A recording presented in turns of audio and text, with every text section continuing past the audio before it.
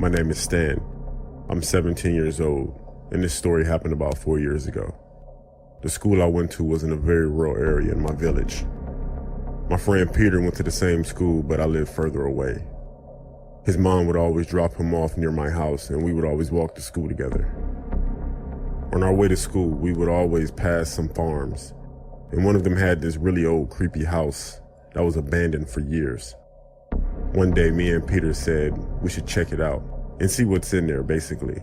We couldn't go after school because, like I said, Peter lived further away, and his mom needed to get him home. This was also during the winter, so it got dark sooner. So myself and Peter, we came up with the plan that Peter would have a sleepover around my house. And when my parents were asleep, we would sneak out and explore the abandoned farmhouse. It was Friday, and the past few days had been snowing. After school, Peter came to my house. We spent the evening playing video games and looking up creepy videos on the internet, anxiously waiting to sneak out. 1 a.m. rolled around, and we put our coats on and snuck out my bedroom window, which is ground level. We had one flashlight between the both of us, which Peter managed to sneak out of his dad's garage. We walked through the farm fields and made it to the house. Naturally, the first thing we did was try to open the front door, but it was locked. We looked around at a few of the windows, and one of them was smashed open. So we used this as our entrance. Surprisingly, the place seemed rather untouched for how long it had been rumored to be abandoned. It was just covered in dust and had a really strong smell. Not bad necessarily, but it did smell odd. I shone my flashlight to the top of the stairs. I couldn't see anything, but it seemed really eerie up there. And then I heard wood creaking. It kind of sounded like slow footsteps, but I wasn't certain. Peter then said, "We should check upstairs." I told him I'm not going up there. There's probably some maniac up there waiting to kill us. The next thing that happened was the phone rang. One of those really old phones made myself and Peter jump out of our skin. At that time, I didn't think about it, but I thought it was weird of how someone was calling this house and it was abandoned. I picked it up, and I said in a nervous voice, hello? For a second there wasn't any response. And then a man spoke on the other end saying, "I'm not a maniac. Why don't you come upstairs and see for yourself?" At that point, loud, heavy footsteps ran across the upstairs room and toward the top of the stairs. Peter and I ran out the farmhouse as fast as we could. We ran out down to the farm. I glanced back to see if there was someone chasing us, but there wasn't. So I told Peter to slow down so we could catch our breath for a second. After taking a better look at the house, one of the upstairs lights was on, and there was a dark figure standing at the window, watching us. I didn't know what to think, and honestly, I was terrified. The light then turned out, and the both of us made our way back to my house. We managed to sneak back inside without making my parents wake up. Peter didn't say much. I think he was too creeped out as to what just happened. And to be honest, I didn't feel like talking either. I was actually quite paranoid that, I don't know, that guy was going to follow us to my house. Thankfully, at least to what I know of, we weren't followed. From that night on, every time me and Peter walked to school, we look at that creepy farmhouse. We can't help but feel someone's looking back at us.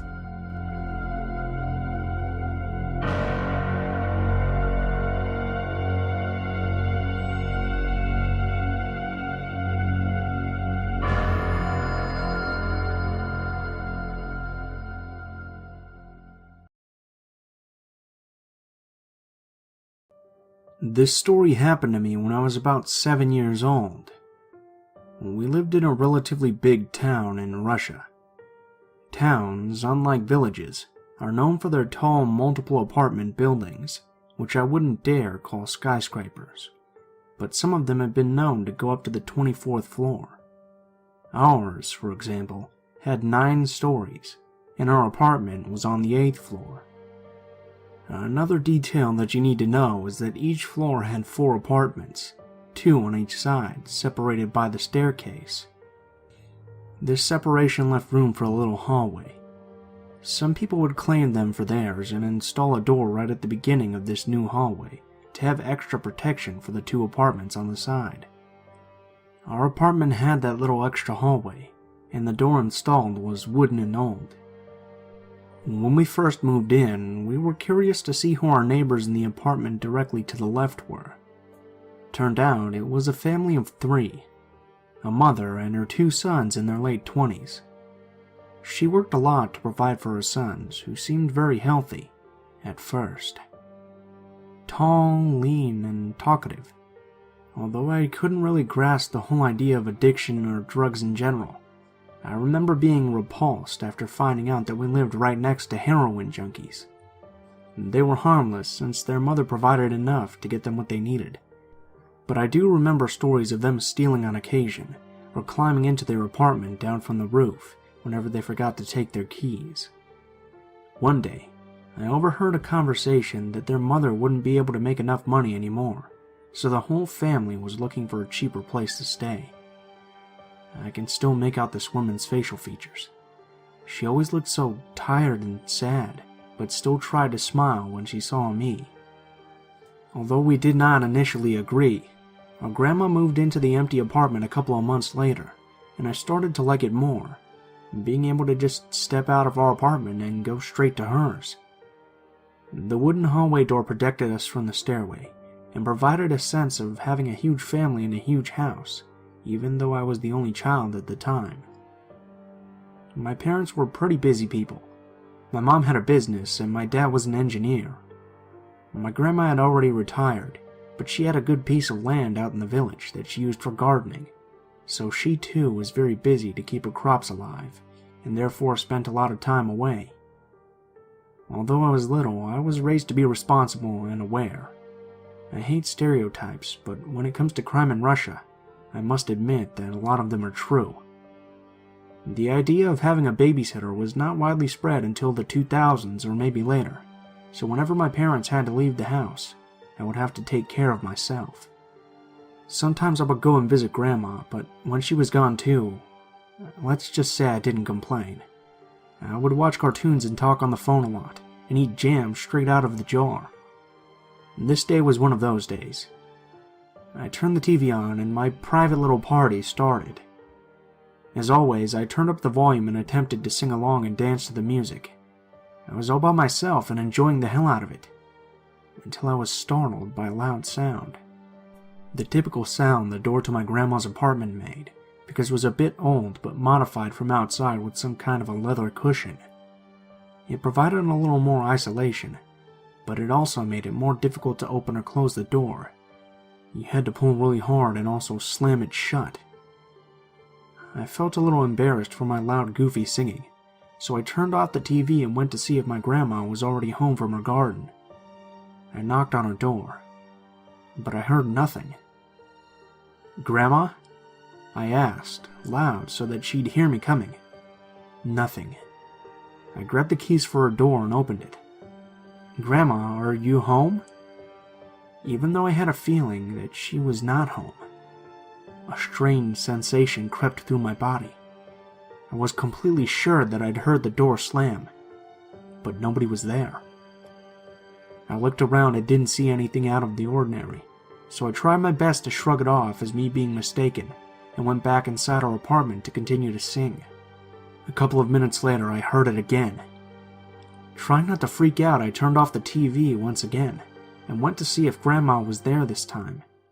Maybe she'd left very quickly because she forgot something and now she had actually returned. I know that's pretty stupid, but I had to calm myself down somehow. Again, nothing. She wasn't at home. I went inside again and made sure to turn our lock 3 extra times. The entrance door was wooden and kind of so-so, but the lock on it was new and had steel pipes going deep into the wall to the left, up and down. I was waiting for the 3rd time. My heart was pounding, and I could hear it beating in our quiet apartment. I was terrified because I knew that somebody was trying to mess with me. I couldn't figure out how they made the noise and who was out there, but I knew that they wanted to get inside. I heard it again, a little more quiet this time, but still loud. Terrified to even look out the peephole, I looked at our hallway once I managed to catch my breath. Still nothing. A couple of seconds after that, I gathered the courage to slightly open our door and look outside. Just like I saw through the peephole, everything was fine with the hallway. Everything was fine with our door, my grandma's door, our hallway door too. But then I looked a little closer. One of the locks on the hallway door was hanging down from the only screw left. The other, smaller one, had fallen down to the floor, and the steel latch was bent. I don't know how I didn't pee myself, seriously. I ran to the door with broken locks, and tried to secure it somehow. A couple of seconds later, I realized that I couldn't do anything about it, so I ran inside and locked the door. Even though I was taught to call the police in case of an emergency, I called my friend from the same building first, hoping that her father would be there. He was. Crying and sobbing, I explained my situation the best I could, and he showed up immediately. His presence seemed to have scared whoever it was away, and I felt relieved. The locks had been destroyed, and so was our hallway door. Large enough pieces were ripped from it that it made it almost impossible to repair. Later that day, we called a door company and ordered the installation of a heavy iron door. You remember me telling you about our former neighbors? Well, apparently, the family was doing worse and worse financially, so those junkies became regular visitors at police stations for theft and other minor crimes. This time, one of them must have remembered where they used to live, so we thought that it would be easy to break in since the door in the hallway would eventually give way. I can't believe those were the same people who had acted so friendly and seemed so harmless. The man was eventually caught, but I never quite got rid of the fear of being alone in a place somebody tries to break into. I have occasional nightmares that portray exactly that.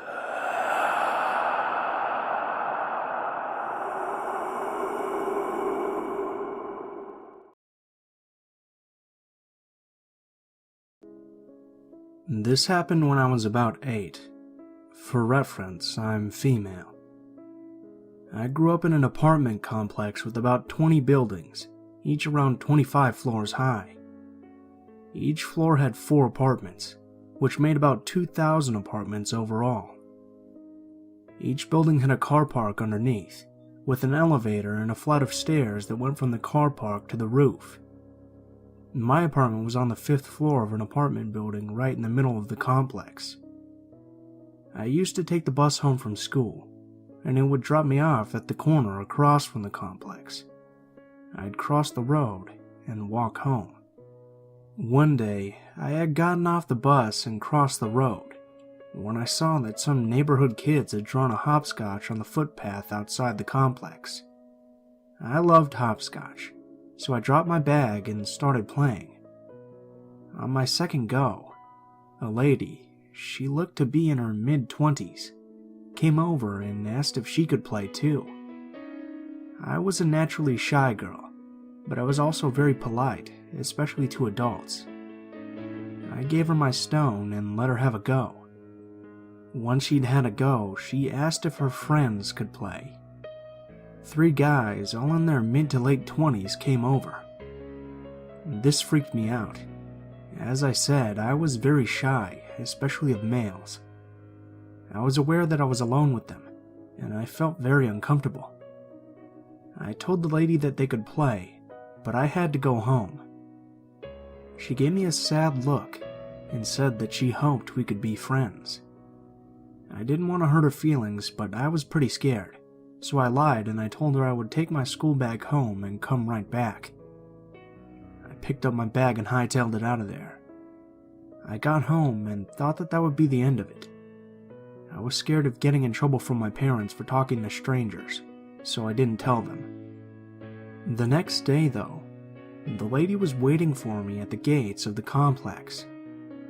She said that she was very sad that I hadn't come back and that I had hurt her feelings. I said that I was sorry, but that my mom had made me do my homework, she asked if we could play now. I looked around and saw her friends waiting by a van. She said that they wanted to take me to have ice cream at Kiki's. Kiki's was a new ice cream place that had just opened. Each ice cream came with a toy, and all my friends at school had at least 2 toys each. We couldn't afford to go there, so I'd always felt left out. Now, this lady was offering to take me. I knew that I shouldn't go with her, so I said thank you, but that I couldn't play today. She got really angry and said that I had to go with her. Being a timid kid, I hated being yelled at, so this freaked me right out and I started to cry. The lady almost immediately backpedaled and said she was sorry and gave me a hug. Then she tried to lead me to the van, saying an ice cream would make it all better. I pulled away and started to run home, but this time, they followed me. I could hear them running after me, and I knew they were faster than me, so I figured I had to hide from them. I flew into the underground car park of the building closest to the gate and hid between 2 cars. I heard them run down the ramp and stop, and then I heard the lady call out to me. "Do you like hide and seek? Let's play. Ready? We're coming to get you." I was shivering violently and knew that they'd find me here. I decided I'd get to the elevator shaft, take the elevator up to the top, then run down the stairs a few floors and take it back down, thinking that they'd see the elevator stop on the top floor and assume I was hiding there. The elevator was on the other side of the car park. I had to go around 2 corners to get there. I crept along the wall, staying as low as I could until I was around the corner. Then I bolted for the elevator. The elevator was in a small room that had a huge door. I got inside but didn't get to close the door all the way. I pressed the up button and watched as the elevator slowly descended, stopping at nearly every floor. I crept over to the door and peeked out through the crack to see where they were. I spotted them just as I heard the elevator bing from behind me. Without thinking, I closed the door. Now, as I said before, the door was huge, so it made a huge noise as it closed, and even as I ran into the elevator, I knew they'd know where I was. The elevator was full of people, so I squeezed right to the back, hiding between 2 boys and a girl who I'd seen around before. The girl lived in my building but on a different floor. I watched the elevator doors closing, praying that they would hurry up. Just before they closed, a hand shot between them, and they opened again. The woman was there, looking furious. "Get out here!" she yelled. An elderly woman asked what the matter was, and the woman said that I was her daughter and I'd run away. I was too scared to speak, as the woman grabbed my arm and tried to drag me out. One of the boys sensed something was wrong, though, and stopped her. He asked if I knew her, and I shook my head and started to cry. The girl from my building picked me up, while the boy told the woman to leave me alone. Since the elevator was full of people who now realized what was happening, the woman and the guys disappeared. The girl from my building and the 2 guys walked me home and told my parents what had happened. The police were called, and after some investigating, I wasn't told this until years later, found that the women and men were child traffickers. I'm so grateful that that boy realized something was off and stepped in. Who knows where I'd be if he hadn't.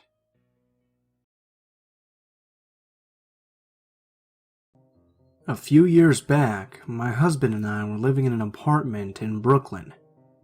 One night, we decided to check out our neighborhood sex offender registry, and we discovered an offender lived in our building.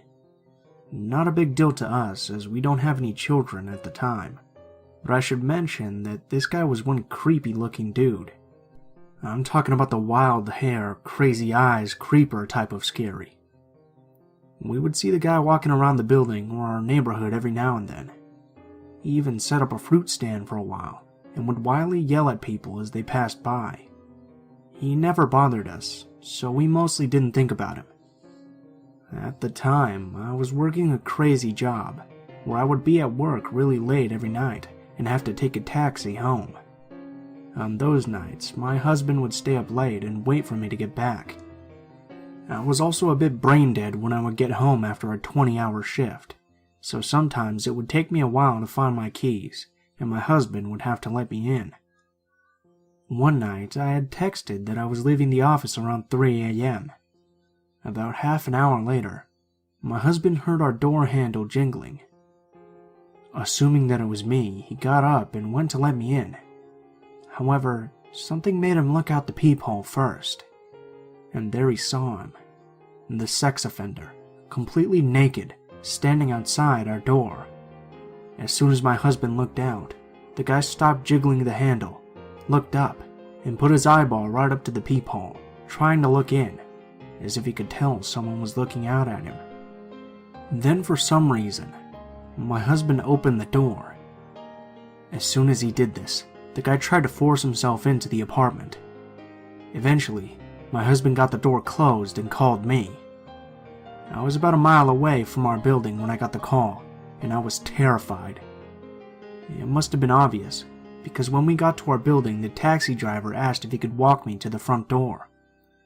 I told him yes, and then I would appreciate that, and he stood with me until my husband came outside to walk me in. We lived on the 6th floor, and from the moment we walked in, you could hear someone running up and down the staircase. We ran to the elevator and jumped in, pressing the door close button over and over until the elevator finally started to move. When we got to about the 3rd floor, the floor where the sex offender was at the time, he began banging on the elevator doors trying to get in, and then we heard him go to the staircase and start running up the stairs to catch us. When we got to our apartment, I called the cops to report the terrifying situation. It took them 2 hours to arrive, and by that time the guy had already picked up his clothes and gone home. The cops didn't even come inside the building. They made us go outside and didn't even get out of their car. When I explained what happened, they responded by saying, "You live in Brooklyn, get used to it." Eventually, we moved out of the building. But whenever we go back to that neighborhood, we still see the guy at his fruit stand, yelling at people walking by.